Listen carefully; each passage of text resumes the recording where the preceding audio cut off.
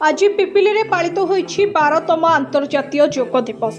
योग माध्यम सुस्थ जीवन वार्ता देवा उद्देश्य आयोजित होता यह कार्यक्रम राज्य सरकार योग महोत्सव समिति और कनक दुर्गा योग समितिर मिलित आनुकूल्य पिपिली जवाहर विद्यापीठ परिसर में 12तम अंतर्जातीय योग दिवस पालित हो जाइछि।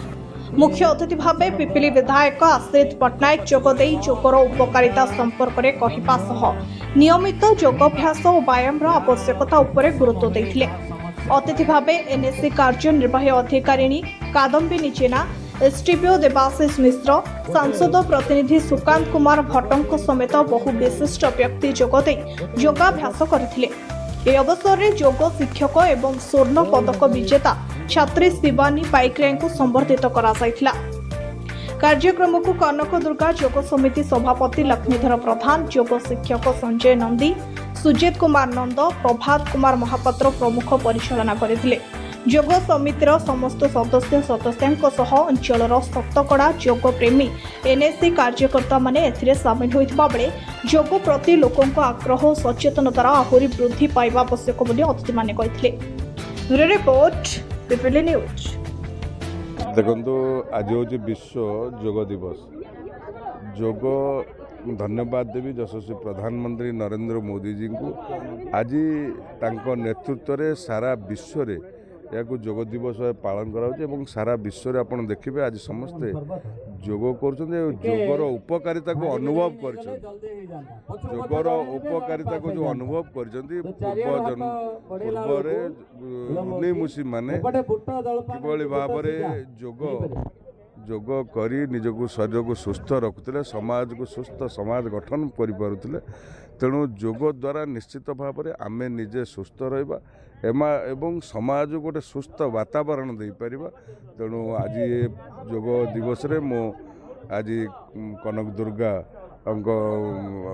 योग समिति द्वारा आयोजन करा जायथिबा हमरे जवाहर विद्यापीठ रे आमे समस्ते भाई भौणी समस्ते मिलीमिशि आज योग अभ्यास कलु एवं मो आशा करूची आमे समस्ते प्रत्येक दिन किछि किछि समय काढ़ी आमे हमर योग कले आमे निजे सुस्थ रहिबा, समाज को सुस्थ रखिबा। अभिमन्यु नायक पेशा होची वकिलाती। मु कनक दुर्गा योग केन्द्रर 10 वर्षर सभ्य।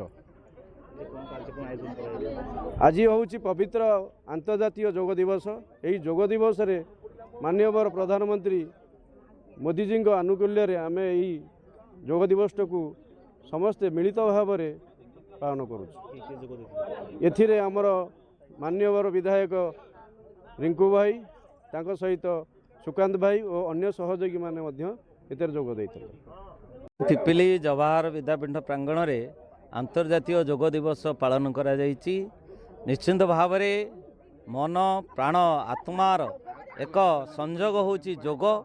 योग करंतु निरोग रहंतु ये वार्ता नहीं वार्धक्य स्वास्थ्यवान हो ये प्रोटोकॉल भितर भारत सरकार क्रीड़ा युव मंत्रणालय आह्वान रे सारा भारत रे जो योग महोत्सव आज जून 21 रे पालन करा होछि। एते वर्ष रे प्राय 70 योग प्रेमी आ बुद्धिजीवी युव बंधु छात्र छात्री एठी योग देइथिले। ता सहित माननीय विधायक सहित आश्रित पट्टनायक, एक्जिक्यूटिव ऑफिसर कादम्बिनी जेना, एसडीपीओ देवाशीष मिश्र इत्यादि योग देइथिले। आ अनेक प्रकार प्रोटोकॉल भितर सूक्ष्म व्यायाम, प्राणायाम, आसन इत्यादि एठी अभ्यास करागला। बहु आनंदर सहित ये जून 21 अंतर्जातीय योग दिवस एठी पालन होइछि। द्वारा ही रिलैक्सेशन है, स्ट्रेस भी दूर हो जाए, हाई बीपी, ब्लड प्रेशर, तापर अंटार अभ्यास करवा।